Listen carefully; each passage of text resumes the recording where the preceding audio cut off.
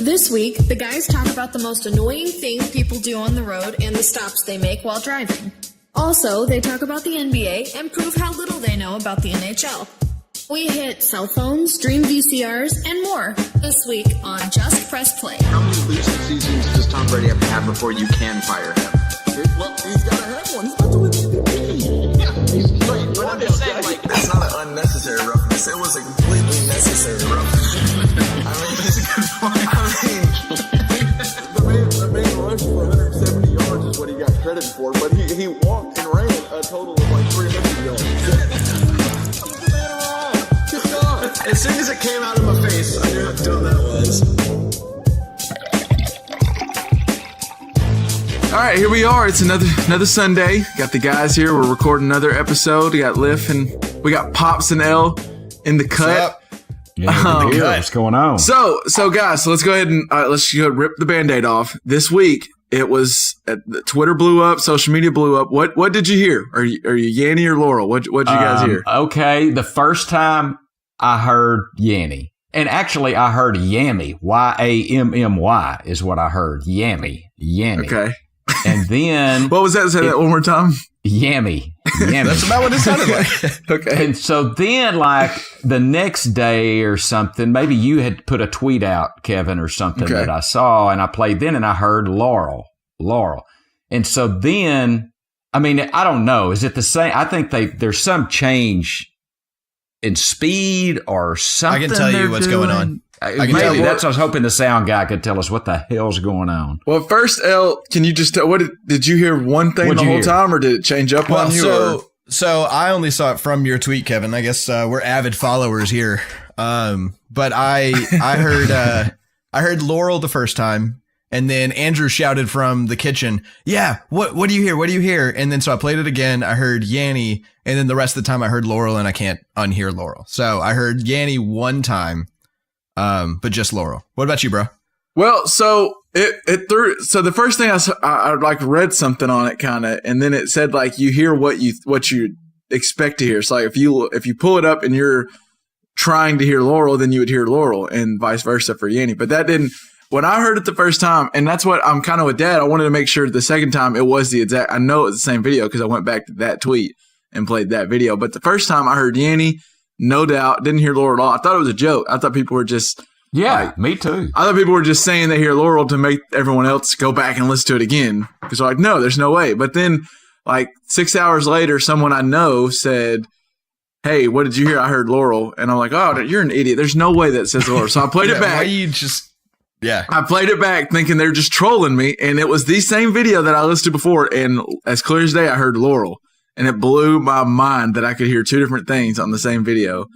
And then it went, but then I listened to it just before we started recording today, and I'm hearing Yanny every time. So I don't hear Laurel anymore. But I did at one point hear Laurel for sure. All right. I'm dying. What sound guy? What the hell is going on? Well, okay. So I've only done a little bit of research, and I'm basing most of this off of just my experience, which was brief. But the way it seems to work is that both of the words are said on top of each other. And they're said in different frequency spectrums. Right. So depending on which speaker you're listening to and what your ear is tuned towards, you're going to hear a certain one. So like, I think the Yanny is quite a bit higher in the frequency spectrum. So if you're listening on like, say, a cell phone, you're more likely to hear Yanny because the speakers don't have a very good low end. Whereas if you're listening on a pair of headphones, you're more likely to hear Laurel because they have a bigger depth of field. That actually makes sense. Yeah. Huh. So that's what I'm pretty sure is happening. Does it have anything to do with like, I know, I remember back in the day when like razors were the phone back in middle school and you could Bluetooth ringtones. There was like a loud, like high pitched frequency that we would switch around and adults couldn't hear it. So like our teachers couldn't hear the beep, but the students could hear it. So does this have anything to do with like your age may tell what you hear in this? I think they're going to be both. Is it totally different? No, it's the same world we're dealing with. We're talking about frequencies. But I think the truth of the matter is they're both in frequencies that the human ear hears pretty well regardless of age and ear health. Mm-hmm. So I don't think it's going to matter how old you are, but yeah, it's totally the same idea of like, it's just, that's a spectrum that's too high as your ears degrade. This is just a spectrum that is more audible on certain devices and speakers. So it's similar but different. It definitely interests me. It's like, it's the gold dress or blue dress, the thing that went on about, it seems like, well, no, it's probably a couple years ago, but these things always interest me because it's just crazy to me that two people can be hearing this. Like me and Dad can be listening to the same thing and hear perception is insane, two different things. Right? And it's hard for you to grasp. Like if me and Dad are watching the same video and hearing two different things, he has to be lying to me. I feel like. Because I hear it and same in his eyes. Yeah, because the things we use to gather evidence is our five senses. And if one of your five senses guarantees you that that's saying Laurel, it's not like I think it's saying Laurel if I really listen carefully, but it's definitely saying it. Then how can you possibly believe somebody else to hear something different? So yeah, totally. It comes back to that, like, is my red your red question? It's the same sort of idea. Absolutely. And who knows? Yeah. All right, so let's go on to, I'm going to go ahead and kick off the best and worst for this week. And all right. I just think it's insane I don't watch a ton of hockey, much at all, really. But was it yesterday, I think, the Vegas Golden Knights won to advance to the Stanley Cup Finals to the championship round, which I didn't see that, but yeah. They're the expansion team. So they were, like their Twitter, like the Vegas Golden Knights Twitter said a year ago today, and you're supposed to, like, you put some like funny thing of here's what happened a year ago today. They're like, we weren't a team. We probably were having some sort of meeting about making this team. And it was just crazy. An expansion team. It's the first expansion team in any of the four major sports to just post a winning record in the regular season. And they're now going to the championship. And this is a team of they picked off like the 10th player or 12th player of each team. And they've made it good enough to go to the championship. It's just insane to me. I saw this thing talking about why that can happen in hockey, but can't happen like for the Texans or whatever. And why? And, it was a long time ago that I read it, but basically I think the gist of it was that hockey is a true team sport, and that like there's not really a position that is just straight up more important than any of the others. And so making a full team is more important than getting that number one pick. Like it doesn't matter in football. You've got to have like a handful of people that are the best at their position to have a shot at the Super Bowl. Whereas in hockey, you can have a whole bunch of people that are in the top half, and that's going to be better than other teams because, maybe they've got a Jaromir Jagr that costs a lot of money or something like that. Like Ovechkin's good, and he's going to cost you a ton of money, and he'll get some really cool goals. But at the end of the day, you'd rather have 5 players playing well together than one that's just... Yeah. I get that, but I think that an expansion team winning the championship kind of hurts the validity of your sport a little bit. You think so? I mean, I wouldn't want an expansion NFL team to win it all. I mean, I would, because it's a process to go to what some people have used. Yeah, but that's the thing about the expansion is it's a shortcut to the process. You get to, instead of picking, some people and hoping that they pan out in 5 years, you get to go ahead and kind of handpick you can't take the top 3 players from any team or whatever, but you can kind of handpick some veterans that are really going to fill out positions on your squad. And if you could have the second best defender on 4 teams and you can have the second best offensive players on 4 teams, then you're looking at a pretty solid offense. Yeah. Or a pretty solid first wave of people. And then you end up with like depth, real depth. Yeah. The way it's supposed to be where they get theoretically, they should get the 10th to 12th best player from each team. Well, so if you're taking the 10th to 12th best player on each team, how many players are on a hockey team? I don't have that information in front of me, but I would imagine it's something like 30, right? That seems... How many are on the floor at a given time? I don't even know. We need John Payne. Yeah, but I think on the floor we're looking at like 8 people. You got like 3 front court, 3 back court, a goalie, and maybe 7. So you've got 7, but you've also got like, waves of people that come in and out because hockey's all about depth, and it's all about having, your first line and your second line and your third line are all pretty good. And if you're taking a top half player from each team, you're missing out on the Ovechkins, but like you still are taking solid depth that would be in the second round of players coming out on any team in the league. Well, I know some fans, so that's pretty intense. Some fans, and this is kind of to argue or to go with Dad's point, is some fans believe that winning should take time. And they point out that franchises like the Toronto Maple Leafs haven't won since 1967. And then you're getting this Vegas Golden Knights team who could win the first year. And the NHL tried to change they changed the player protection rules in the expansion draft to give the Knights a better opportunity of forming a good roster. And so the rules were the 30 other teams were allowed to protect 7 forwards and 3 defensemen and 1 goalie.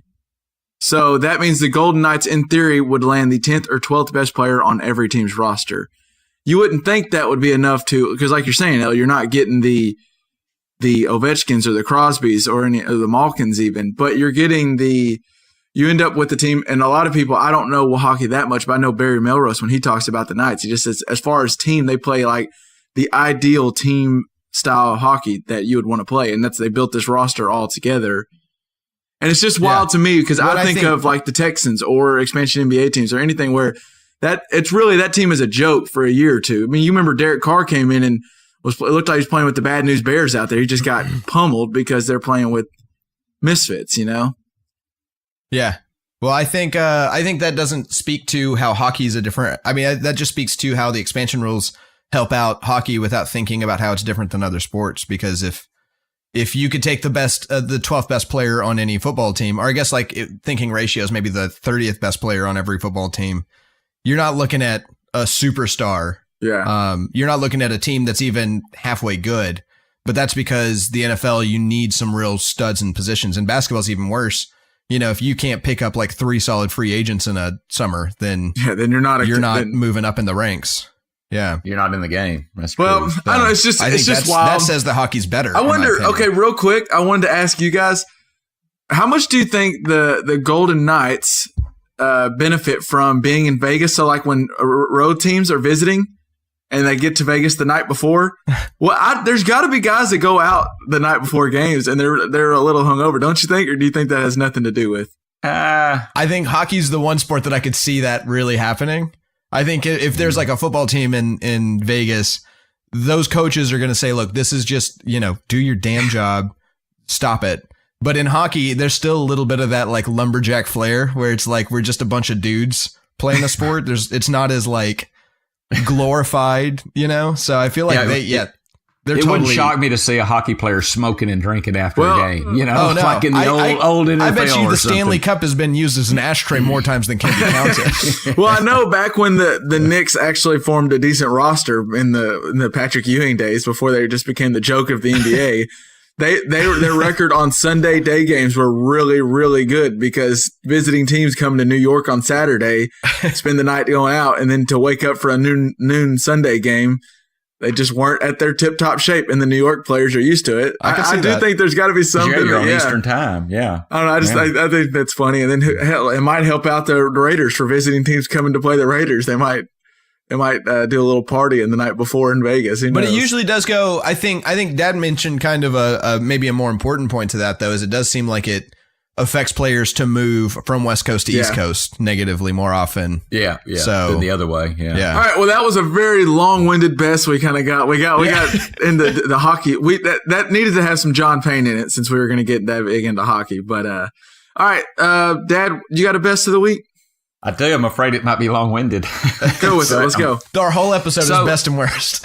So, yeah, this is the whole episode. So, I mean, I do listen to some other podcasts, and so I listened, and I wouldn't be surprised if Kevin might have listened to this one, but Bill Simmons had on Lou Adler. It was cool. Lou Adler is the guy that sits next to Jack Nicholson at the LA Forum and Staples Center what a for weird all the guess. Lakers That's games. amazing. But so Lou Adler in his own right was a Grammy award-winning music executive, writer, producer. I mean, he's somebody in his own right. But I think there's several things that really intrigued me with him. First off, he's close to the Lakers, and he was talking about when they drafted Magic Johnson.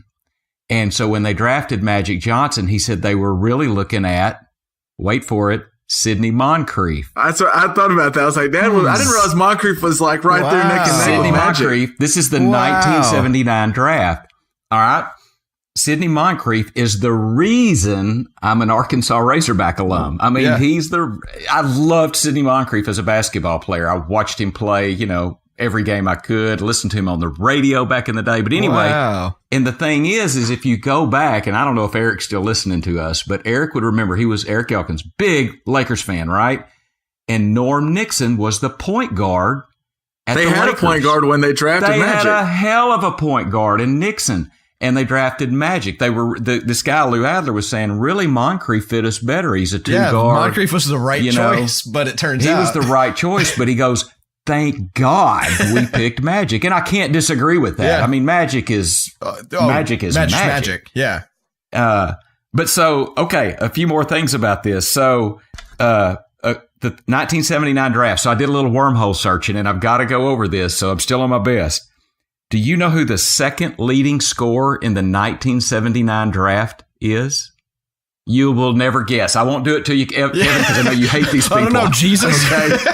Well, this one, you can narrow it down to NBA players. Yeah, this one's a little better. But Bill Laimbeer. What? Really? Is the number 2 scorer from the 1979 draft. Yes, push him around, Bill.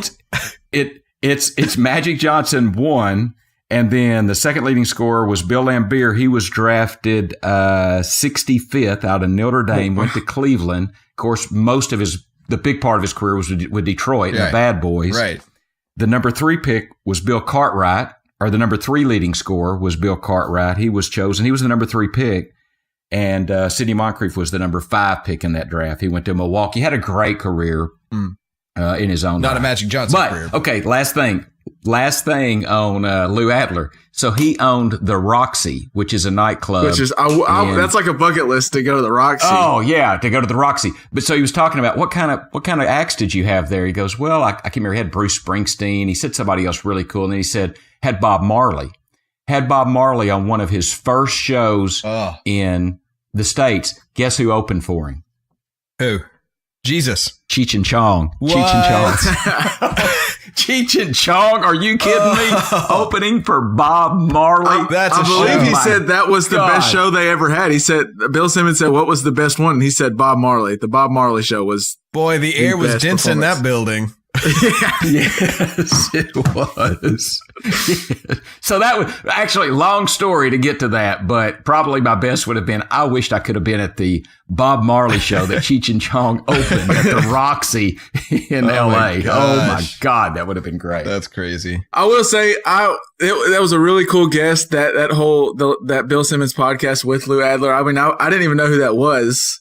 I didn't either, Kevin. And I know of the Roxy Theater, and I know of Jack Nicholson sitting courtside. I didn't know there was even a person that sat with him all those times. I just thought that is so cool. And some of the stuff he talked about, how he could hear the players chatter, and they kind of got to know some of the players. I just thought it's so cool. Yeah. And he would say, like, he'd say, Bird would say, hey, Jack, I'm fixing to hit a 3 on the left-hand side or whatever. And then he'd go do it. Yeah. Real quick, Dad, I was seeing some blasphemy on Twitter here recently where some NBA fans that are my age show like a picture of Larry Bird and say there's no way this guy's even averaging 10 in today's game with the athletes we have in today's NBA.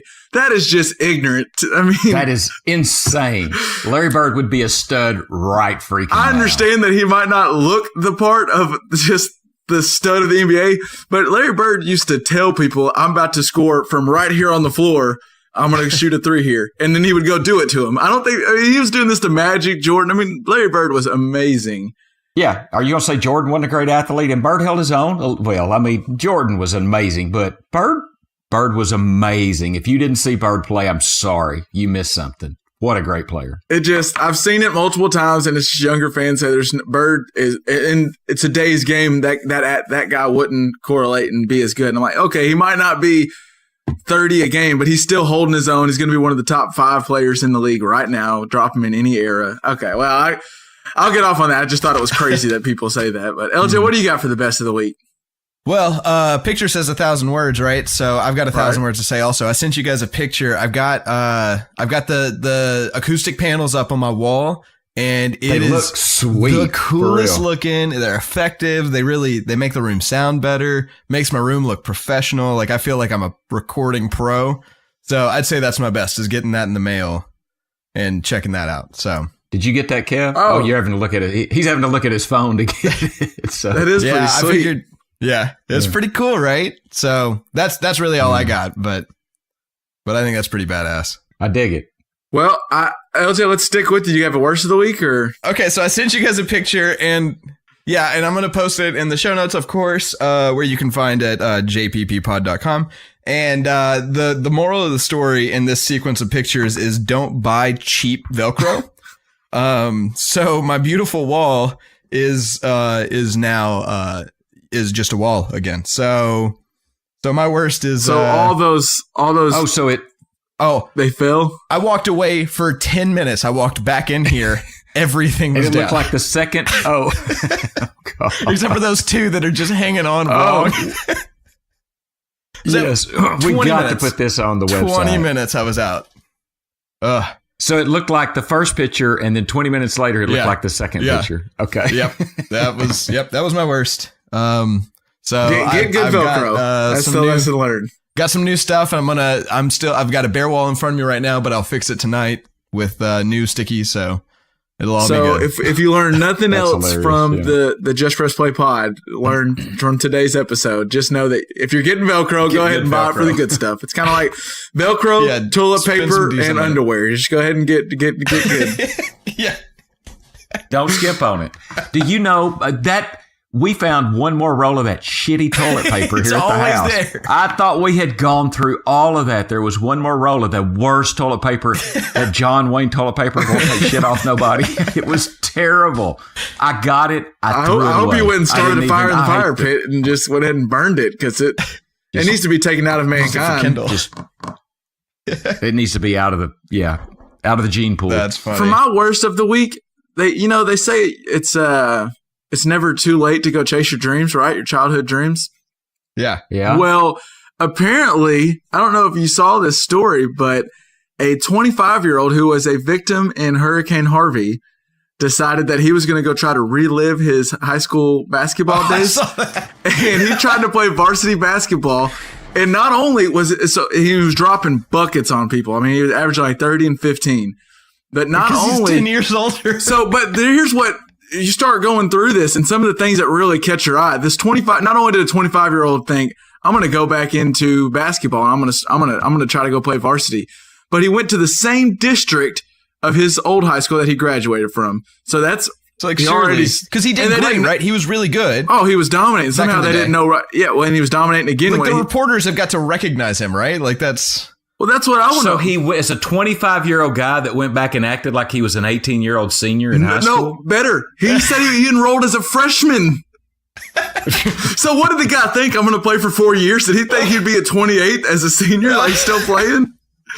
It was insane. And he was killing. Now he's facing all kinds of charges for imposing as another person's identity. But here's just the initial thoughts was he didn't even switch districts.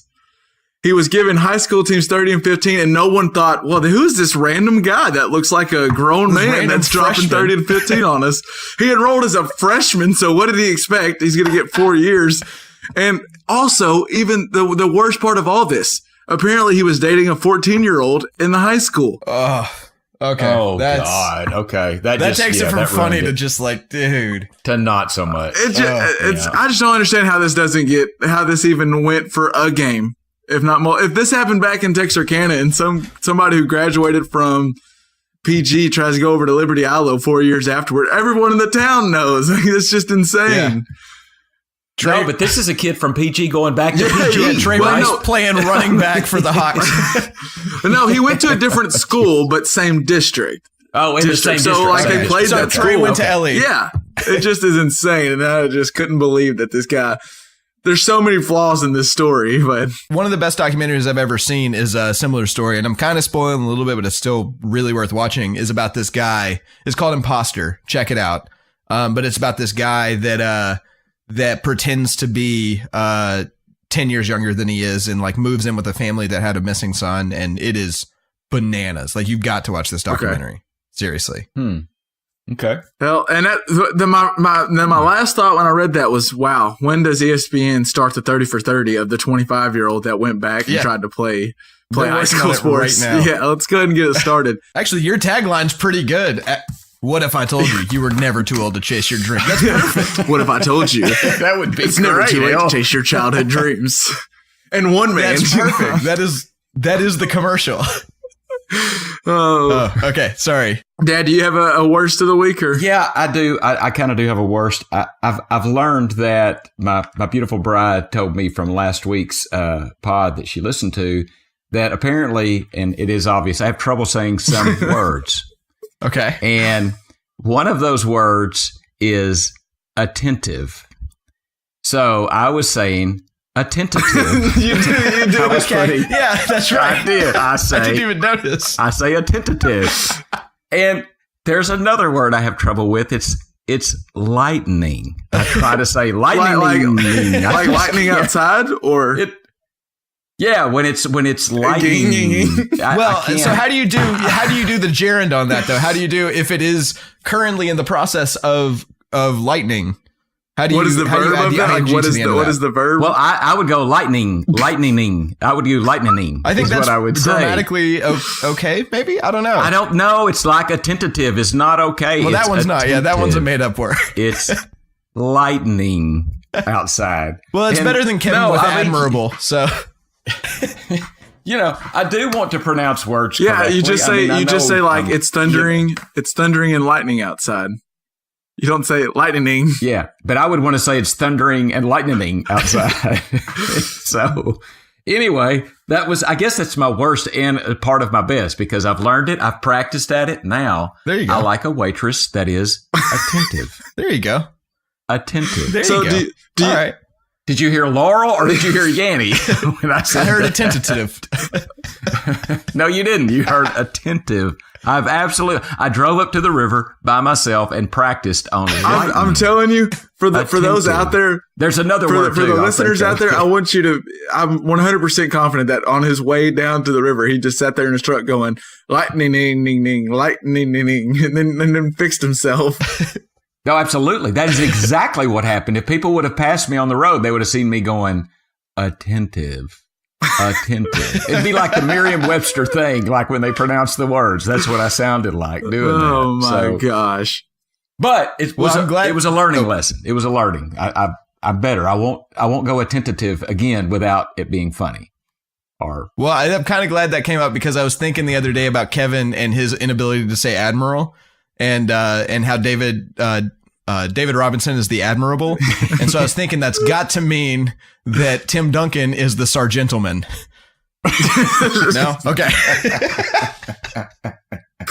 All right. Well, we can get off. It was more fun making fun of the words that Dad can say.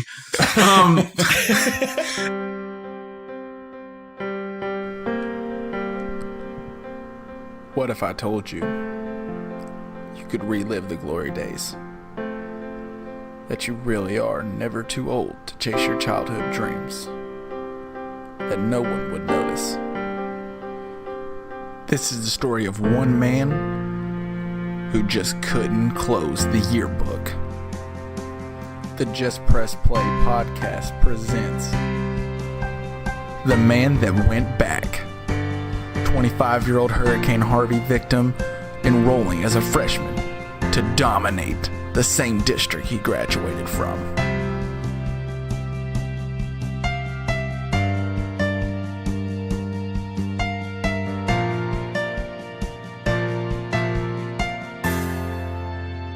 Hey, so Dad, I don't know if you saw the news, but ESPN is going to, or Netflix is going to be they've agreed with Michael Jordan to do a 10-hour documentary of Michael Jordan. I am all in here. I'm calculating the 10 hours that I'll be wasting in watching this documentary, and I am scheduling it. I'm really intrigued by it because I've always thought this, and I think you'll be interested in it too, Dad. But I just think I think it's the reason we don't have one of these documentaries already on Michael Jordan is because I think there's we're in a day and era with LeBron James and some of the athletes now where they're so transparent. They're out on Twitter. You learn all this stuff about them. And I just think there's a lot in Michael Jordan's past with the gambling and the poker and all the different stuff. And maybe he wasn't the best teammate ever. And I just think the reason we don't have a huge opening into Jordan's life is because maybe there's some things that would make him not as favorable in everyone's eyes. Yeah, maybe. And so I'm interested to see if this documentary touches on that or if it just gets on his basketball career. I don't know. I'm totally interested in watching this documentary. Oh, you know, I'm all in. Mm-hmm. I think it's scheduled for 2019 is when it's supposed to happen. Okay. Oh, I'll watch that. You bring up, Kevin, social media and NBA. You know, I don't know if you remember, but the first time I heard of Twitter, it was a place where you can interact with Shaq. Really? I think the NBA put Twitter on the map. Well, because the idea of... Go ahead. Well, and that's where the NBA dominates every other league. The NBA's taken off. We mentioned it last week, LJ. Is a lot due to NBA Twitter. It's due to people get on Twitter and they talk NBA. They do all this stuff. And the reason NBA has done so good in that is baseball and the MLB and the NFL try to police it, and even college sports, they police what you what you can put as the little highlights. And so they don't let you put you can't put the Odell Beckham catch can't go on because if the NFL sees it, they'll take down your tweet and say you don't have the rights to distribute our product. Right. And the NBA's let that go. They're saying, I mean, there's people like Worldwide Wob. Y'all probably don't know who it is. This guy named Rob Perez who has basically dedicated his life to.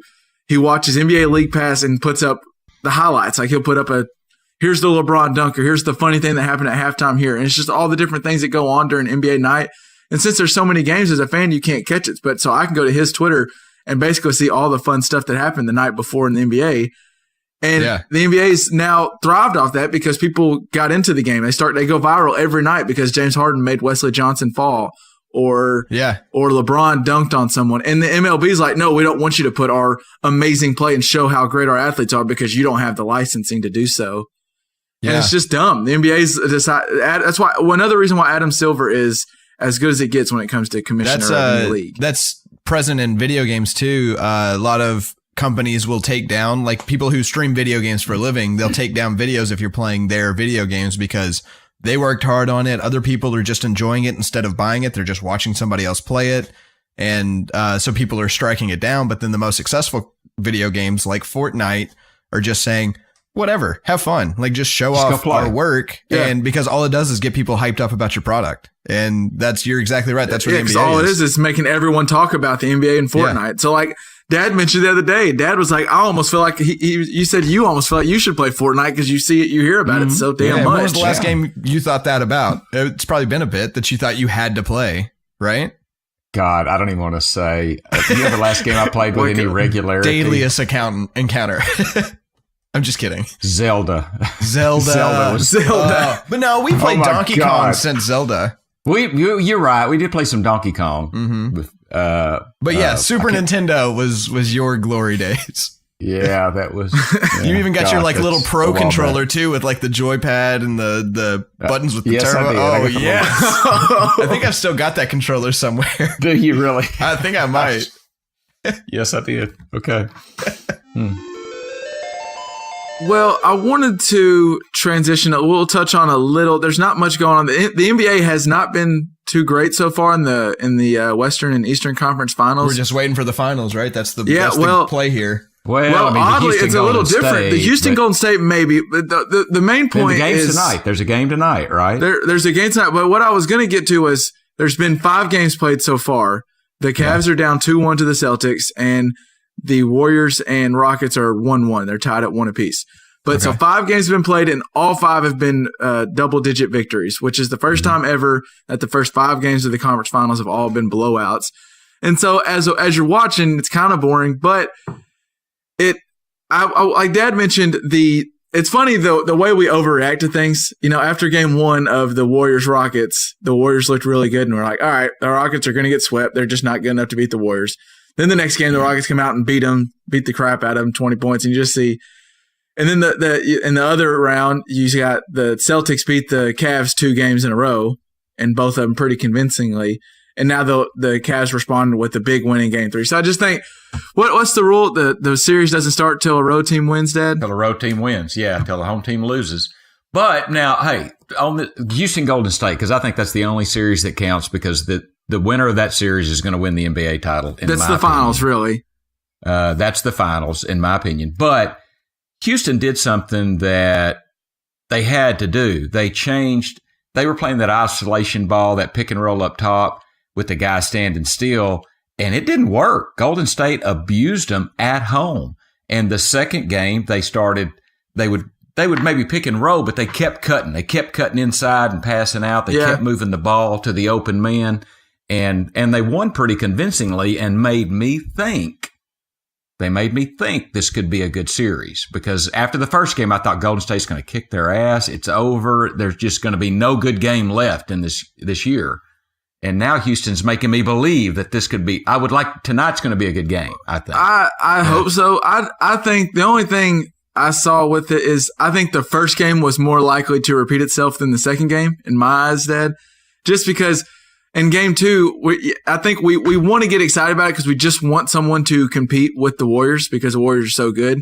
But if you look at how they won that game, you're all right, but they also got huge contributions. Like P.J. Tucker scored 20. He was hitting threes. Trevor Ariza was hitting his threes. Eric Gordon was hitting his threes. I mean, I don't think that's as likely to happen as – and we haven't seen Steph Curry even get off yet. He hasn't even had a good game yet, which I also wanted to ask how come every time Steph Curry has a bad game, he's not healthy? It seems like he gets an excuse for not being healthy a lot. Well, but Kevin, I think the reason those guys were hitting those threes is because they were more open.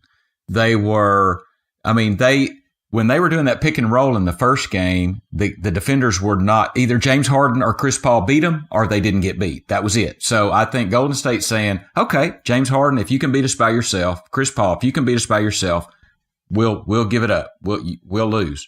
But and they can't. Neither one of those two guys can beat them on their own. But when they work and everybody's cutting and moving, they have a chance because they do have good shooters on Houston. There's no doubt. They will hit some of those shots, and they had more wide open shots because of those cuts to the basket. I just think they went away from the isolation ball, and it made a difference. If they go back to that isolation ball, if Clint Capella plays big minutes, as good as he is, if he plays big minutes, Golden State's going to win. Yeah. That's my thought. I just think the Rockets, it's what we've talked about before the year. It's what the Rockets have tried to do is you're not going to beat the Warriors playing the Warriors game. So the Rockets are like, we're just going to try to outscore them. We're going to try to hit our threes. And so you're right. For them to win, they need to be hitting threes. And for them to hit those threes, ball needs to be moving around, be fluid offense. It doesn't need to be. James Harden can have his 40. The Warriors are totally fine with James Harden getting 50 if it means only James Harden's getting off. If that means PJ Tucker's not scoring, then that they're going to win. So I agree with you. I wanted to ask you what was it that during the game 2 of the Cavs Celtics, which it was surprising to see the Celtics beat the Cavs 2 games so handily, but it reminded me. Okay, so the other day when I came in town, me and some of the guys played basketball over at your house, Dad, and it's the first time we played basketball in a while. And man, did I feel like we've gotten so much older in the past couple of years. We got to like 5 and we were already going, all right, let's just play games to 7 instead of going to 11. And it's funny. What I noticed is, look, I don't know if you read, there's an article, Brian Windhorst, who's the LeBron guy. He's been covering LeBron since LeBron got out of high school. And he wrote this article that the way LeBron's been so effective in year 15 or whatever is that he's learned how to take off plays. So he can basically like play on cruise control. And it's like what me and Cody talk about. It's what we play outside. When you start getting a little more, when you start losing that energy to just run around all the time, you learn an old man game, which is where you can quit getting back on certain plays, or you kind of learn when to conserve energy. And then you notice it you've probably noticed this before, Dad, when there's pickup games going on and there's different age groups. Like if you go to gym and there's like older men and younger men, the team with, even if they're not as good, if the team with the younger guys just can run all day and they just keep going, they end up outplaying the older team, even though the older team's like got like LeBron's a good player, Jeff Green's a good, like they're smart, they know what they're doing. But you'll notice it in the game, the Celtics outrun them to every single loose ball. On defense, they move way faster. They get out quicker. And I just think that's what the Cavs look to me like, the old team in the pickup game. Well, yeah, there's still some good players out there, but they're taking off. You watch when guys get back, like the Celtics get a rebound and they'll have 5 guys get down the court, and the Cavs only have 3 guys getting down the court because they're just old and tired. And it just looks like I think that's why they're beating them. It's just energy, young and energy, and they're going to beat them. I don't think they'll end up beating them. I think Boston. I don't know. I think Boston may get to the finals. I think there's a good chance they're going to get to the finals, and I still think whoever comes out of the West is going to win it. But I could see the Celtics beating the Cavaliers. Oddly, I think the Celtics have a better chance against the Warriors or Rockets than the Cavs do. As crazy as that sounds, yeah. Because like we talked about, James Harden can't beat the Warriors by himself. Like that, the Warriors are fine with that. It's just like LeBron last year. He tried to beat the Warriors by himself and got beat 4-1. You can't beat that team by yourself. And the Cavs just play LeBron basketball. It's all him. And so I just don't think he doesn't have a chance. They might go if they get to the finals. I would think it's just a repeat of last year, 4-1. They might win one game where LeBron goes crazy, but the Celtics at least play a team game. Yeah, yeah. Well, can we talk just a little bit about the draft? You know, they had the pick on the NBA, and so we know who the number one pick in the draft is. The lottery, yeah. So, do you? I watched a few highlights of this Luka Doncic. Yeah, I think he's a player, man. He is. I think he is a player. Do you? It kind of reminds me of when it was Durant and who was the guy from Ohio State, the old guy, Greg Oden. The 50-year-old, 19-year-old, he had like gray hair. And LJ may remember too. But I was like, yeah, he was 18, looked like he was 38. Oh, yeah. But I was KD. KD was the guy in that draft. And I think today's game, you really need that 3-4. The 3-4 guy is the guy that swings you. There's some decent point guards in the NBA. I mean, most teams have a decent. Yeah, I'll tell you, point guard's as deep as it's ever been right now. There's a lot as deep as it's ever been. So it's that 3-4 guy. It's not a big man's game. It's the 3-4, and Doncic is that 3 that I think can post up, but he can handle he's really a point forward. He's like Scottie Pippen. He reminds me a little bit of Scottie Pippen because he can bring the ball up the court. He can drive on you. He can stop and pop that 3, although he only shoots like 33%. Yeah, but I think that's getting great 3-point shooter. It's one of those. I'm just saying. I think Doncic is the guy. Well, and it's funny over Ayton. It's funny that you mention. I agree, and it's the teams that have figured that out. Like you're saying that this is now a perimeter game, and it's because we're moving to a positionless basketball where the big man's kind of. You need a big guy, not necessarily like a Shaq, even though a Shaq I think would still be good, but you need someone like Capella who can switch off when you do pick and rolls, or a Draymond Green who can switch off. You just need to have 5 guys that can all switch and play defense, and that's what the Celtics realized. The Celtics are so good is because Marcus Smart can guard a 4 or a 1. Al Horford can guard. He can't really guard the point guard, but he can switch off and at least have decent defense. And he can guard a 3, 4, or 5. You look at what the Warriors do that's so good. They can put that death lineup or the Hamptons 5, whatever you want to call that lineup, where they go Iguodala, Thompson, Curry, Draymond Green, and Durant. All 5 of those guys can guard all 5 positions. You don't need it. Mm-hmm. If you end up with the problem with the DeAndre Ayton is, as good as he maybe can be, if he can't guard, if he's going to get abused in switches on pick and roll, then you can't have him in crunch time minutes. You can't have him in when the game matters. Did I see, Kevin? Tell me this: is Klay Thompson? How tall is Klay Thompson? 6'7". Damn, Klay Thompson is 6'7", and he plays that 2-guard position. And I mean, he gets the ball and it's gone. Yeah. He is the fastest. I know you brought this up before. He dribbled like 18 times in a game or whatever. When he scored 61, it was ridiculously low. But I mean, this guy. I didn't realize he was 6'7". Well, that's what if you look at their lineup with the reason the Warriors are so good, and it's just going to what you said, the way the basketball is now. You need the 3, the stretch forward and guards, those tall guys. But you got Klay. Steph Curry's the only one. He's like 6 foot, not great at defense. But then after that, they have Klay, who's 6'7", Iguodala, who's 6'9". Durant's. It says he's 6'10". He's like 7. He's not 6'9". He's 6'8", 6'9". Yeah, he's a small forward. Oh, I didn't. God, and what an athlete. And then Durant's, it says 6'10", he's 7 foot. And then Draymond Green's only like 6'7", but he's good enough. He can guard centers. He can guard any position. So that's what they do. They can guard all 5 can guard all positions. So they can switch around. You don't get them in mismatches because that's what the NBA, you try to get guys in mismatches. And there's not a weak spot on their defense besides Steph, but they move around so well. Well, the main thing I wanted to tell you is that I was right on KD over Greg Oden, and only time will tell. But I think Luka Doncic is the guy in this draft. I really do. I think he's the guy in this draft. That's who I would take. I agree 100%. But so anyway, I just wanted to bring that up because I was a little interested. I think you really just wanted to toot your horn about being right on Kevin Durant, but well, no, I agree. Luka Doncic is who I would take. I was really upset. So this year, I don't have to get on much on it, but tanking in the NBA is a big thing, and the Mavericks finally, Mark Cuban finally just said screw it. We won that 2011 championship, and really, he hung on. Mark Cuban tried to hang on too long and kept trying to buy guys and be competitive without. Because in the NBA, you either can go get stars like Miami did with LeBron and D Wade and Bosh to get them all together. And like the Lakers are going to try to do this offseason, or you just pull a Sixers and you bottom out and hope you get one of those, hopefully like Luka Doncic may be, one of those cornerstone kind of guys to build your team around. And the Mavericks tried to do it without bottoming out. They didn't want to sell out and suck. And finally, Mark Cuban just said, you know what, we're going to do it. We'll suck. And I think Rick Carlisle absolutely hates it. But they sold out. We went through a whole year where I didn't watch like any Mavericks games because we're not even trying to win games anymore. And then the lottery comes around and we're supposed to get a top 3 pick and we end up with 5th. So we're not going to give a chance at Doncic or Ayton for that matter.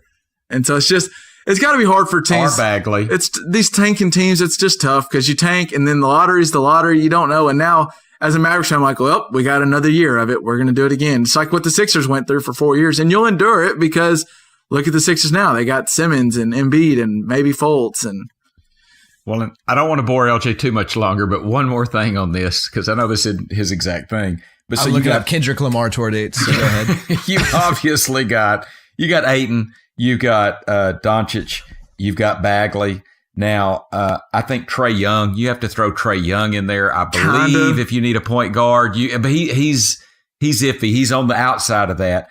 Jaren Jackson, the guy at Michigan State. Yeah. What can you what is he, Kevin? A 3? He's a center. He's a 7-foot center, but center. He can switch. He's really good. He's got a perimeter shot, so he can still like space the floor, as Dad likes to talk about.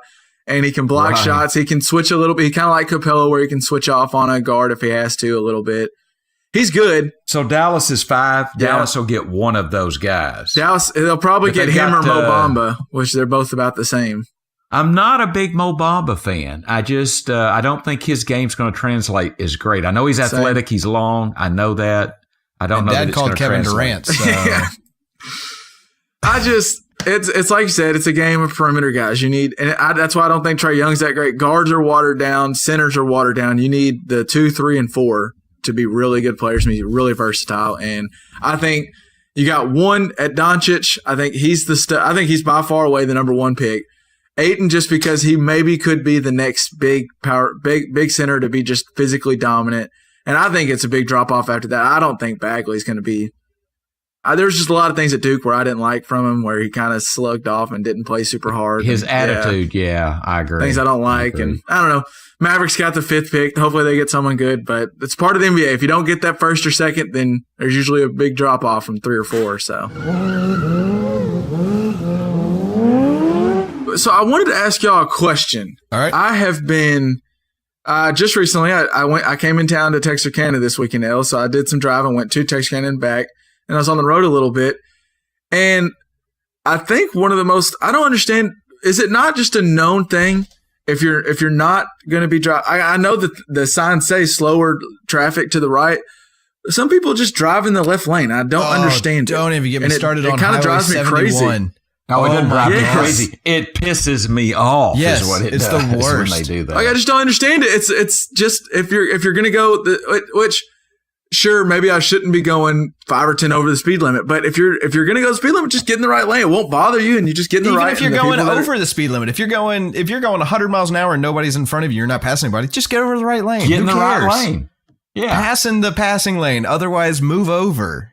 Yeah, I don't understand it. It drives me insane. I thought maybe this is just going to be. I wasn't sure if everyone and then I hate it because you'll start coming up, and now I'm driving up. I'm coming up on you. And I don't know, some people, if they see someone coming up in them in the left lane, they'll go, oh, let me get over in the right because that's where I should be. Whoops. Yeah. But then now I don't know, should I go ahead and get over in the right? But maybe I'll get over and then you start to get over and then we end up with this weird little both of us switching lanes. Just get over the right. Make it simple on everybody. The worst is the person that sees you coming up and they're like, oh, you ain't passing me today. And they speed up until the lane closes back and then they slow right back down. Okay, I want to say something to this because I drove from Texarkana to Fayetteville I don't know how many times, and you're right, Kevin. So you get those little, it's 2 lane, and then you'll get that double lane in yours to half a mile. And invariably, not for long. You're behind somebody that's going 52 miles an hour or whatever in a 55 zone. And then when you get in that 2 lane where you could pass, they speed up to 65. Oh my God. What's that? Okay. That pisses me off. Drive the same damn speed. I don't understand why it becomes a competition all of a sudden. All of a sudden you have to beat me. And it's not like, I understand it if you're looking at like a 1945 Ford or something like that and they don't have cruise control, but like you're talking about like a brand new Yukon or something and it's just like they just want to be faster than you. Who cares? You're right. And then you know what they're going to do?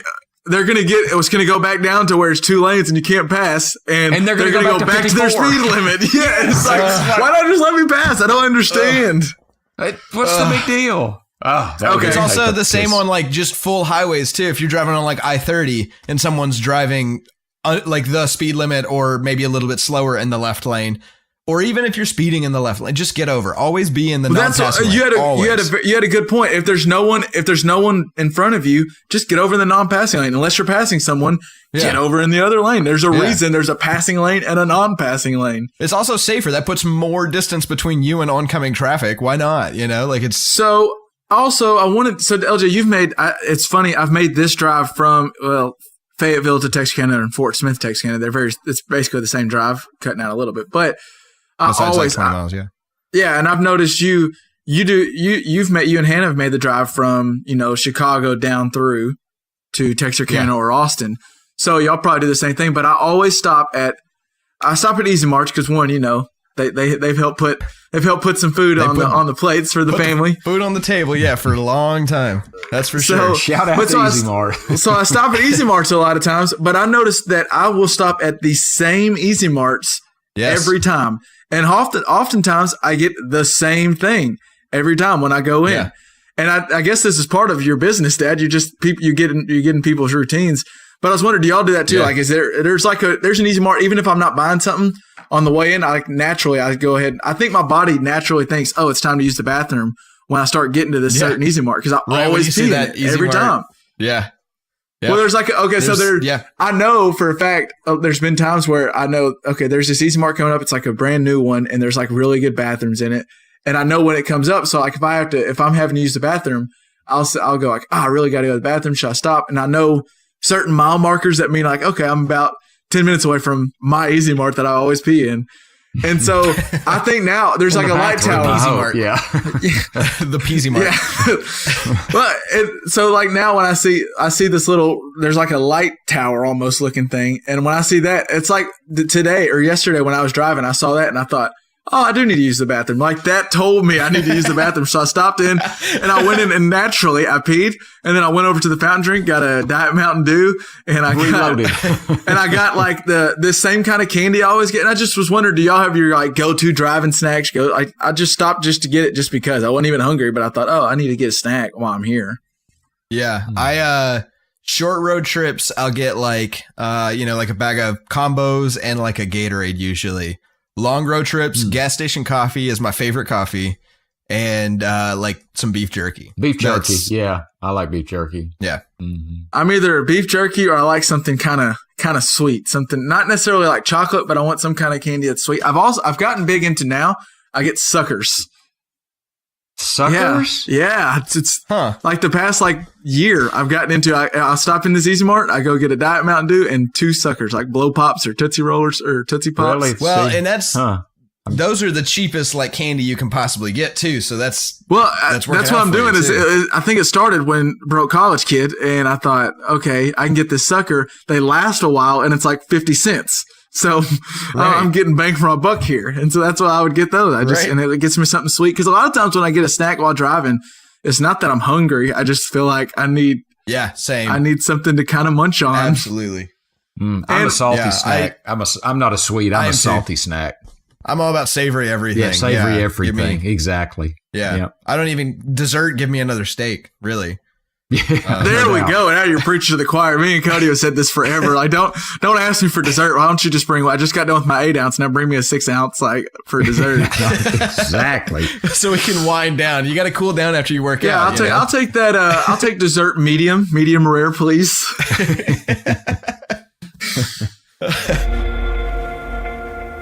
Well, okay, I'm at this conference one time, and it's 2 guys that are older than me. It was Harold Hicks and Ken Lovejoy. LJ, you might remember them. Yeah, so I remember older Lovejoy's. executives with our company.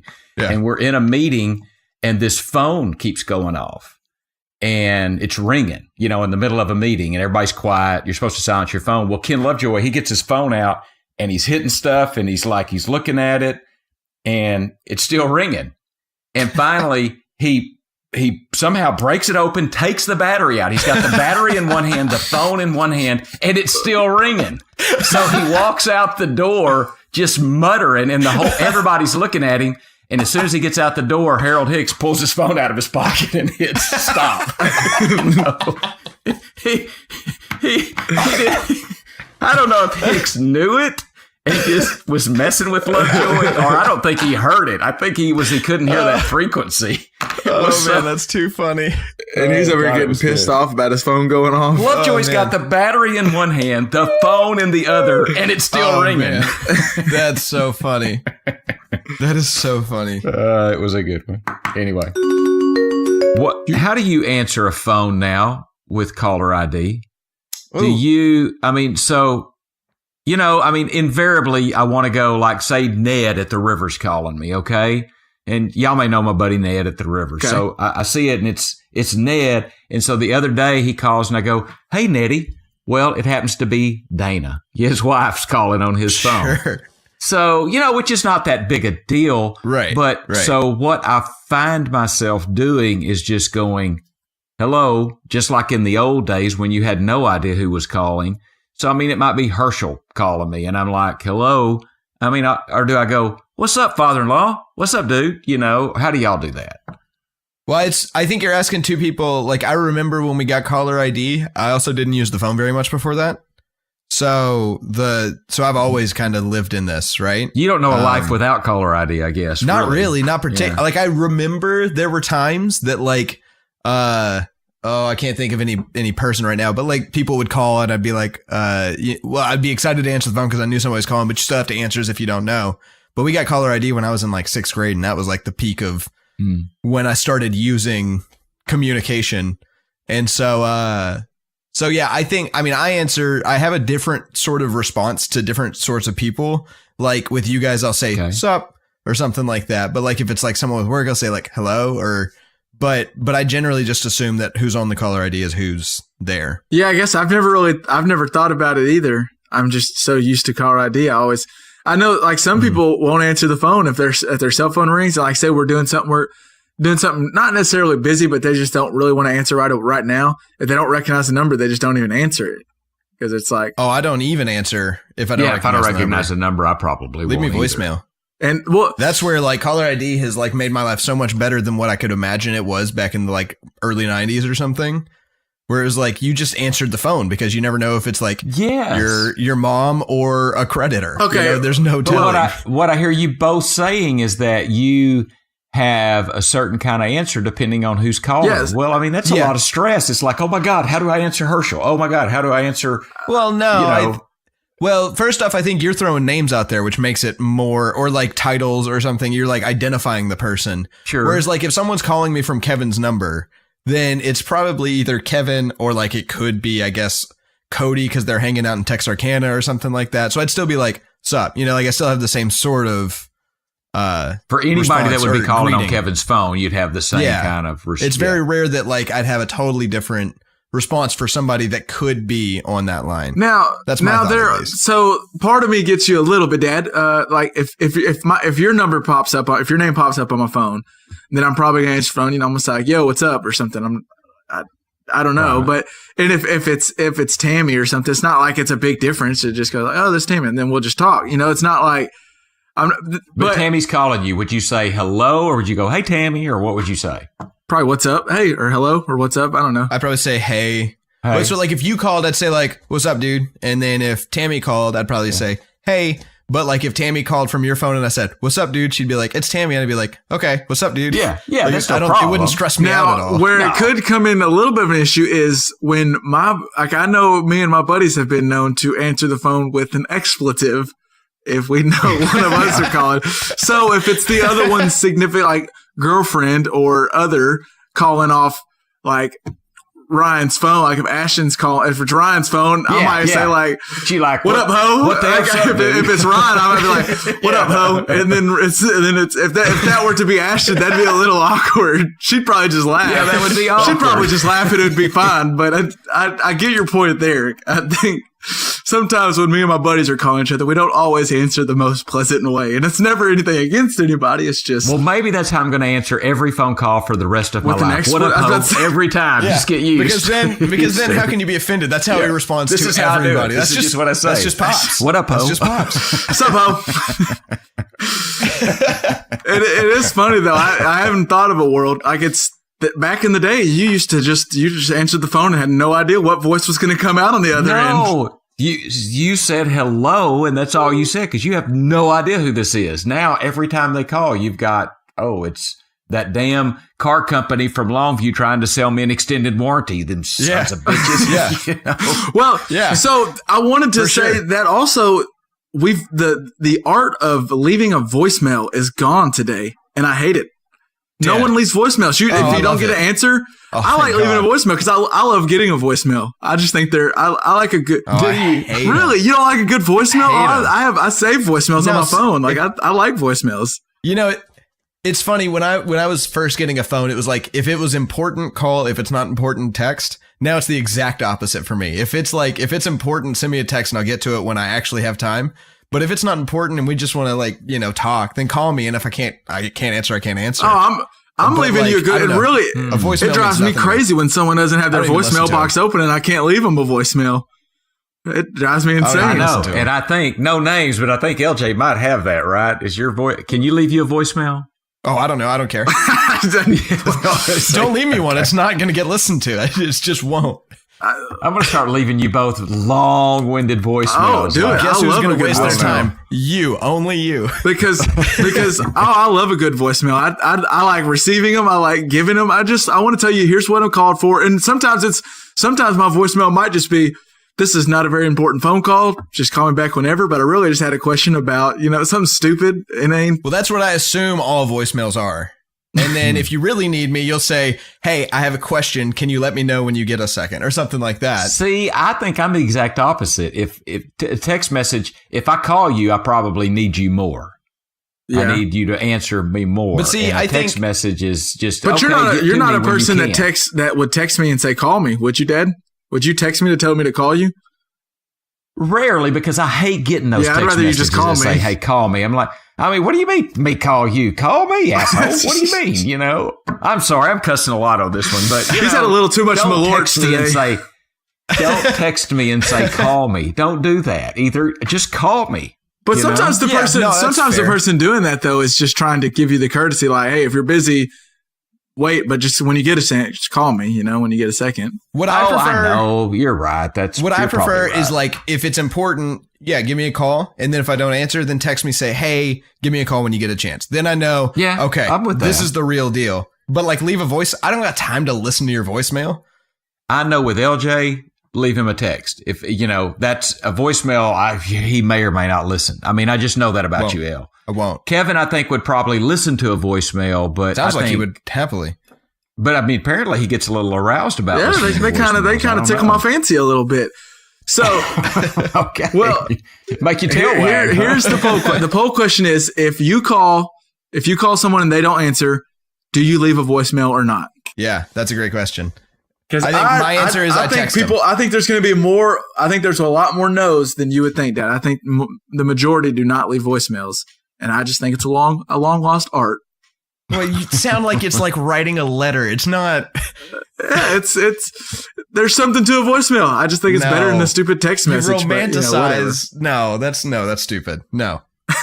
I just All don't right, accept well, it. It also kills, now that no one leaves a voicemail, the fun prank of having you act like you answered the phone on your voicemail. Remember back in the day? I used to think those were hilarious. Oh my God, I hate It's the I used to have worst. that. I loved it. I thought it was And then hilarious. you have to leave, like, in your voicemail. You're like, oh, I bet nobody ever falls for that one, huh? But of course you just did. Oh, so basically, I just realized my whole life. Well, I've always known that I've spent the majority of my life annoying LJ, but especially with my voicemail habits, I've just annoyed the shit out of LJ That's for just years. one of many things. That's just one of many ways, Kev. We don't have time on this show. We had a little fun with last week. We had we've had some withdrawals from the cautions, and I had a lot of fun with our question last week from you, Dad. So Yeah. let's have another caution. Do you got another one for us? I do have another one, and it's pretty good, although it talks about a VCR, so it'll be a little dated, but the point is still good. All right. Okay, here goes. At long last, somebody invents the Dream VCR. This machine allows you to tape an entire evening's worth of your own dreams, which you can then watch at your leisure. However, the inventor of the Dream VCR will only allow you to use this device if you agree to a strange caveat. When you watch your dreams, you must do so with your family and your closest friends in the same room. They get to watch your dreams along with you. And if you don't agree to this, you can't use the Dream VCR. Would you still do it? That. So the only way I can use this Dream VCR and rewatch my dreams whenever I want, but the only stipulation is my whole family watches my dreams with me every time. Right? And closest friends. Okay. Closest friends also. I mean, so my first thought is there's no way he can enforce that, right? Like that's Yeah. that's absurd. I mean, but you All got I have to do is agree to it. Yeah, sure, absolutely. Yeah, give me the Dream VCR. But like if I take it past that, We're in the I don't think Cautionman realm, I don't think LJ. I You gotta get in the Cautionman realm here. So just You You gotta got to suspend suspend disbelief. disbelief. Yeah, exactly. I think I don't need to see my dreams that bad. Can I get in I trouble remember for them my pretty dream? well. I have no control over what I dream about. So can I actually get in trouble by what my dreams show? yes. Can you? Yes. Should you? No. Yeah, exactly. Yes. Should you? I don't think so. Could you? Absolutely. I know I've gotten in trouble for things that I've done in Hannah's dreams before. So Yeah, that's true. Dad, where do you stand? Would you use the Dream VCR? It'd be really cool to see your dreams, to be able to go back and. Well, Yeah. what's interesting is, not very often do I remember my dreams. And so the times when I have, I mean, there's been a lot of them that just come to mind have something to do with snakes. There's Yeah. just snakes everywhere, and I hate snakes. Sure, or there'll be sure. fire sometimes, and I have to save my family.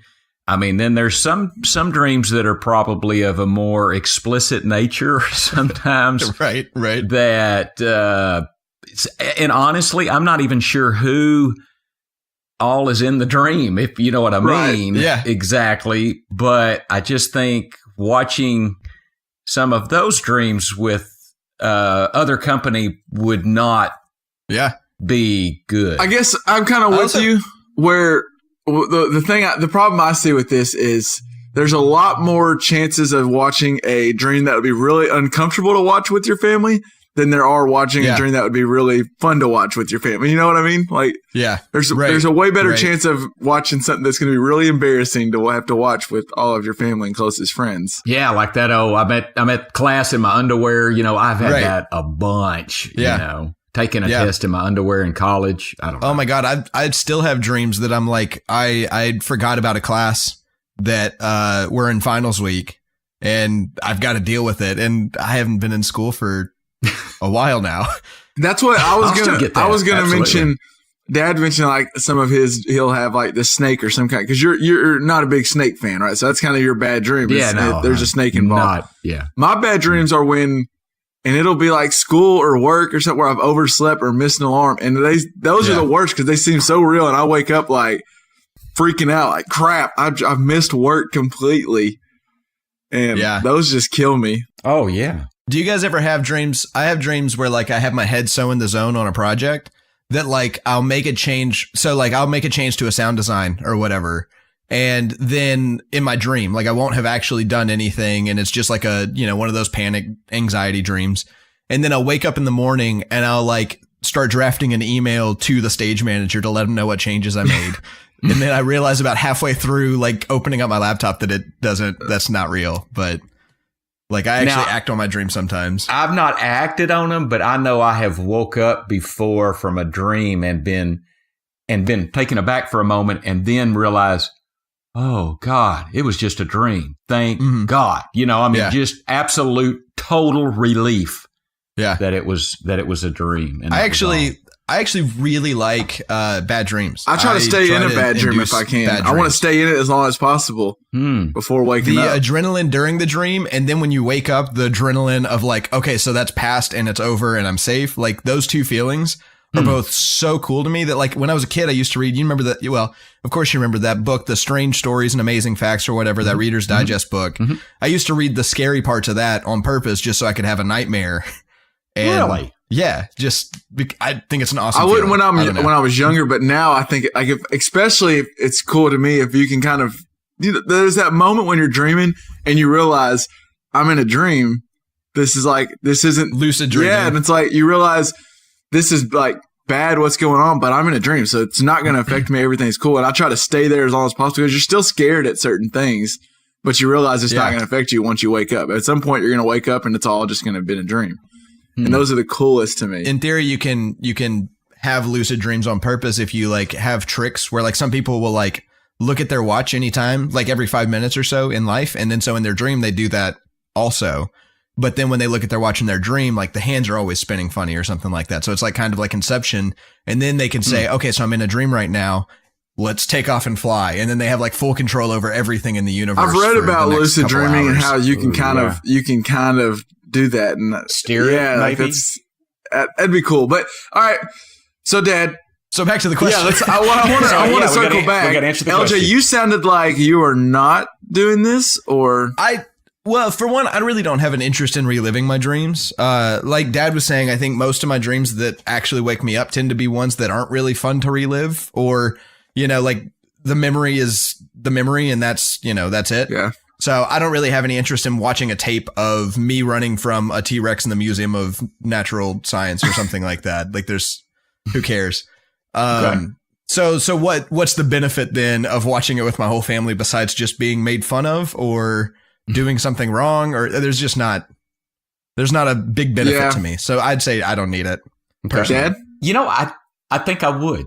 I think I would try it because I think, you could decide not to. You can go, you know what? All right, I'm tired. Take your dream VCR back if it's bad. I think what would be interesting would be able to almost historically say, I had this dream and think back where I was in my life, maybe there was anxiety over a certain thing at work and that's why I showed up in underwear unprepared, or whatever. And then also, that feeling of deja vu you get, you might be able to say, oh, no, if I look at April 2nd, 2017, that's when I lived this moment. I dreamed and then you can look and see if that was real or not. Yeah. And see if that feeling's baloney or. So I think I would. I think I would say I would take the dream VCR. I think I'm siding with LJ. I don't think I'm doing the dream VCR. Like there's times where I thought, like I woke up and thought, man, I don't remember what that dream was, but there was a really good dream going on. And there's very few, it doesn't happen very often, but there's times where I'm like, man, I wish I could really remember that. So it would be cool to have the VCR, but I think there's more times where it would be weird or either embarrassing or just troublesome to have to watch whatever I was dreaming about, whether it's like, I guess I'm just trying to think of if there's a dream and someone else is in your dream, then you get the question of why are you dreaming about this person if you're like say in a relationship or something. Right. I just feel like but there's more bad potential than there is good potential of being able to see this dream back. So I think I'm gonna skip it. That's 2 no's and a yes. Okay. I look forward to watching your dreams, Dad. Yeah. Well, that's the thing. We're not going to be able to get together that often. I could only watch my dreams at Thanksgiving and Christmas. Either that or like the caveat is like we now have to move closer, which is kind of a win-win for you in some ways anyways. All right, the Thanksgiving meal is over. Before we start watching the Cowboys live, let's throw some dreams on real quick. And I'll be like, watch some dreams for dinner. No. Let's don't watch last night. Oh. right. Well, as we've mentioned some driving, and as y'all know, I told y'all I did some driving this past weekend. So I wanted something to listen to that was that I haven't listened to it in a while, and so what I went to, I did a little throwback, and I put some Nelly on. I listened to some Nellyville and Country Grammar, and I forgot how good Country Grammar and Nellyville were. Those are some good albums. Yeah. Every time I drive through St. Louis, I sing "You Can Find Me" in St. Louis. Yes, that song is just awesome, and those albums are. I love the interludes in those. With Cedric the Entertainer, is that who it is in there? It's too funny. Yeah, Cedric the Entertainer. Like at one point, he's like, "Hey, you gotta let me know when you say Louis. You gotta let me know." He's like, "You can either call me or call my cousin because he always knows the beeper that I have on me that you can reach me on. If you need to tell me to call, I'll call him back." And I was just long thing. Just those are hilarious. You know, that's the thing. Okay, so that's what's dying. That you want to save is the voicemail rap skit. Yes. People only voicemail, so it's not going to make sense anymore. Right. And you like those interludes are great in there, don't you think? They're funny. Yeah, they're funny. And now it's okay for it to be dated. He's talking about his pager. But you can always do that and always talk about your pager and also maybe talk about the tape that you rented from Blockbuster. Well, that's fine. Let it be a dated thing. You have the Kendrick one where in Good Kid, Mad City where his mom's leaving voicemails. And it's like, can you put a call? Where's the car at? He's over here whining about his damn Dominoes. He's drunk. I need the car. I need to get out of here. It's just good stuff. Those interludes are great. Yeah, and since people like you don't leave and check voicemails, we're losing them. You're the death of good interludes is what's happening, LJ. No, that just means I'm not going to make it onto your mixtape, which is probably okay for the world. Well, you know what? You're sleeping on this mixtape, first off.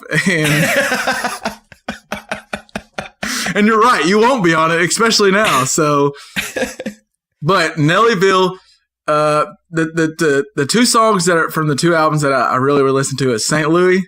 You brought it up. That one was one of them. And then I love Air Force Ones. I can't. That's always a good song. I still know Murphy Lee's entire verse. It's just good. There's a lot of bangers on the albums, but just Nelly was really good. I kind of miss some good old Nelly. I haven't. He hasn't put out as much stuff. Spotify does the playlist of like the time capsule, right? Yeah. And so what it often does is it'll tell me like you should listen to, the song that you listened to when you were a kid, but it's like I just listened to it now and it happened to come out at the right time. But the one thing it gets right, Murphy Lee. It stacks that playlist with Murphy Lee and I love it. Does it really? Yes. Murphy Lee is, boy, you're right though. That Air Force One, that his whole thing. I was like the guy on Office Space, turn up the radio, and I was just like jamming. What was that, Michael Bolton on Office Space? Michael Bolton, yeah. Michael Bolton. All right. Well, LJ, what have you been listening to? Anything good been in your ears? Yeah, I've been listening to Erykah Badu. Specifically, Hello, which has got Andre 3000 in it, and it's spectacular. And Get Money is just an awesome song. Yeah. But really just anything by Erykah Badu she's just amazing. So speaking of which, I don't listen to enough. That's probably someone I should give a listen to because I don't listen to much Erykah Badu. I really don't know much, but I like what I've heard. But you mentioned Andre 3000. That's someone who I'm missing music from Andre 3 Stacks. Yeah. It's just, he's so different than everyone else. It's different, but that's the other thing. So we were talking about Magic or Middle. We were talking about Middle the other day, or last week. And one of the things that kills me about music is that you don't have to go and search out that song anymore. And so you'll get tired of it without ever having to pick it on Spotify from here on out. Right? Like it's going to be played enough that you'll never have to listen to it on your own accord ever again. Yeah. And that's the awesome thing about Andre 3000 is if you want to listen to him, you got to go out of your way and listen to him. And that's awesome. Well, that's what also makes him even better is, he never gets watered down. Like you only hear him so often that every time you hear him, you want a little more. You want a little more Andre 3000. But then he only features once every now and then on a song. Right. And when he does, it's really good. Yeah. So that's my thoughts. Is it's okay that he doesn't. Yeah. What have you been listening to, Dad?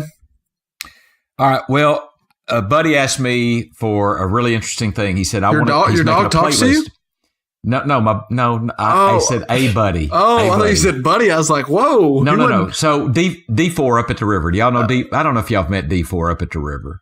But so D4 said, I want to know your top 5 songs and put together a playlist, a river playlist. Top 5 songs. He said, give me 5 river songs. Okay. That's so And mean. so that really put me back. I thought that's not something to take lightly. I want to give that some thought. He just said, "Give me 6 hours of your life." Well, he did, and he got a lot of thought and effort from me. So I came up with 5 songs, and I won't have an album or anything like that. Sure. But here are the songs that I gave D4 as 5 songs for the river. One, and probably you would guess, Loch Lusa by J.J. Gray and Mofro. Mm-hmm. This one might surprise you. Party in the USA, Miley Cyrus. I'm sorry. Jam. I love it. I just love jam. it. It's a jam. Yeah, it's a I jam. And it literally just listened to reminds it me of today. Little River. So, all right, the next one is Zach Brown, Where the Boat Leaves From, which one would think Toes would be better. I got my ass in the sand and whatever, toes in the sand. But Where the Boat Leaves From, I got that cabin at a Little River. And, you know, if you listen to that song, it's your problems. You can drop them in the blue ocean if you can just get to where the boat leaves from. Well, Little River was where the boat left from for me, you know? And so that song was definitely one. And then the last 2, you will probably know too. Okay, Sitting at a Bar, Rehab. I mean, that's just, and then Sexy Can I, Ray J. That was my 5. I knew that had to be on there. I figured Sexy Can I had to be on there. I knew if I had to guess all 5, I was guessing one of them for sure. So those 5 will be on Pop's playlist. You know, it's not an album this week. Do those songs go like in the same boat as just good karaoke? Like, is a good river song a good karaoke song? Like a good song to sing to? Is that because those songs are all songs you can sing along really well to? I think yes. I think to have a good river song, you need to be able to, after a handful of drinks and a group of people, sing it loudly. I'll tell you what, LJ, you probably, and Dad's, I think, likes making playlists too. And I just feel like you would, just with being a sound designer and kind of, there's nothing better to me than making a really cool, like, one, I just enjoy making a playlist, but then there's nothing better when you're at, like, we're all hanging out playing cards or something and there's just music playing and your playlist just keeps, every song that comes on, people are like, oh yeah, or like every song people like. That's like the best feeling in the world is when your playlist is just banging and everyone's singing along. You're absolutely right. Just press play. Just press play. Leave it alone. You know what the worst thing is though? Now I like, since it's my job to like listen to music and have good taste, I feel like anytime someone's like, LJ, pick out some music, it's like, okay, here's an opportunity for you to judge me. Oh, like no it feels doubt. professional. Like it doesn't feel like we're hanging out. I like every time a song comes on, I'm like looking around the room, like, is this gonna play? Well, all right, this played. Okay. So before when I would try to, if I were handed the proverbial aux chord, as people say, right, and I was playing music, I would almost want to play something like, oh, here's something y'all don't really know, but that y'all will really like. But I don't like doing that anymore. More so now, I want to play. I want to be able to capture the room, play the hits, the room. Yeah, you got to do both. You got to do both, in my opinion, to really succeed. Is like what you really want is like for 90% of the time, everybody be singing along, having a good time, or doing whatever they're doing, but still enjoying it. And then 10% of the time saying, "Who is this? Who was that? Wait a Who was second. that song?" Yeah, that's what you really want. That's a perfect playlist. I don't know. Making playlists, I enjoy the making of a playlist, and then because I think I enjoy making it because I just enjoy the times where we're all just hanging out, playing cards, maybe drinking some drinks on the back porch, and there's just music playing, and we're all just hanging out. It's just like I can go back to that exact moment and feel like we're all hanging out while I'm making the playlist. So it's kind of it's fun. Well, and some people, when you're playing a playlist, and so one song comes on that's not just, somebody invariably wants to come up, oh, plug my phone in. I'm just chill, give it some time. And so now if you're at my house, you're listening to my tunes, whatever. You can like it or don't. If I choose to give you the aux chord, then I choose to give you the aux chord. If I don't offer you the aux chord, don't ask for it because you ain't getting it. I mean, and by the way, save your breath. It's like leaving a voicemail on my phone. Nobody's going to hear it. Well, and that's one thing, just real quick on, we don't even use aux cords anymore because everything's Bluetooth, but it will always be like, hand me the aux cord. Like that's just the way I'm always going to say it forever now. Sure. But, well, I want to say, I do have one more thing on music. So okay. I think my taste in music is the best. I mean, it's odd in the world. No, I think mine is can't you all say that? If you can't say that about your own taste in music, what's wrong with you? Obviously, if your taste in music's not the best to you, then you're doing something wrong. Yeah. I mean, good Lord. Lord. And those are the people that are like, it blows my mind. I'll overhear conversations where it's like someone will say like, "Hey, you want to pick out a song?" And they'll be like, "Oh, I don't really listen to music, or I don't know music." How? How do you know? Yeah. This is like, What do you do? Yeah, I don't know how smells work. I don't like what? I agree. All right, and I guess that will wrap up another week of the Just Press Play pod. Real quick, Dad, so by the time we record this next week, I want to get your prediction. I want you to put it on wax. By the time we record next week, it'll be either the series will be over in both conference finals, or it'll be Game 7 of each. So, if you had to, this time next week, what will be going on? Will the series be over? Who will win? Or will they still be in Which Game one 7? are we talking about first? Which one? Warriors Rockets. If this time next week, if there's a Game 7, it'll be played next Monday. So where will that series be a week from today? That's a tough call. I think it'll be over though. I think it'll be over in 6. Warriors in 6. Golden State in 6. Okay, and then Cavs Celtics. Their Game 7 will be Sunday next week if they go to 7 games. I can see that one going 7 games. I can absolutely see that going 7 games. And then so we got Game 7 that would be in Boston at home for Game 7. Would you take? I would take. Are you Boston taking Boston at home. over LeBron? Really? Yeah. Over the best player in a Game 7? But they've got more good players on Boston's team. I mean, they've got LeBron, who is a freaking amazing. But Boston has Tatum, Smart, Horford. Al Horford, just Mr. Consistent. Jaylen Brown. Yeah, I agree. Jaylen Brown. Yeah, I mean, I know I'm leaving some people out. So, yeah. So you're saying this time next week, both series will be ending on, so Game 7 for Celtics winning 7 and Warriors winning 6. Yeah, so we'll have to time this next week. I want to watch that Game 7 next week. I think the Warriors win the next 3 games and win in 5. I think they dominate the rest of the series. I just think they're the better team. Steph Curry gets going. Durant's the best player on the court. And then I'm not betting against LeBron. I'm just not doing it. I got to see him not make the finals, even though I totally get it. And the Celtics have a better team. Just I'm taking the best player in that series. But I don't argue. LJ, what you got? Who you got in the finals? Come on. What you got? Kendrick, SZA, Schoolboy Q, J Rock. They're all going to be in Chicago June 15th. So I'm looking at that right now. Is it SZA or SZA? Is it SZA? I don't know. I've heard SZA. I always feel like I should say SZA because they're all capitalized, so it feels like initials. SZA. Is that who you're talking about? Yeah. So that's what I got. I'm also wondering, are we like signing off? Are we starting a segment here? This is it. This is wrapping up Malort's very own Just Press Play podcast. I'm gonna go. I don't have work tonight, so I'm gonna go pour me up some Malorts right now and just have a couple drinks. I'll have a glass of Malort. Yeah, a couple of Malorts. Is that may be a dichotomy? Oh yeah, bring it on. One Malort usually will do you. That'll do it for this week.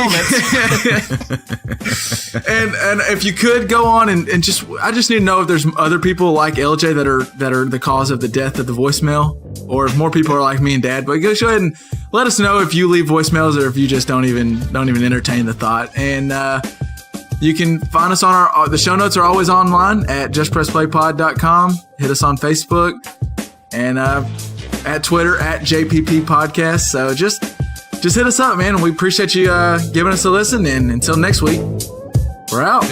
Peace. And then Labat also told me to say, he was like, man, I appreciate y'all giving me a little shout out. It was kind of cool. He's like, y'all, he said, y'all did it perfectly to where no one let me live on my high horse too long. Because y'all said, transition to worse. That's how we're going to roll with Labat. That's Labat. Yeah, Cody was like, I was getting ready to throw up. Y'all were congratulating the big redhead too much. And then y'all ended it perfect.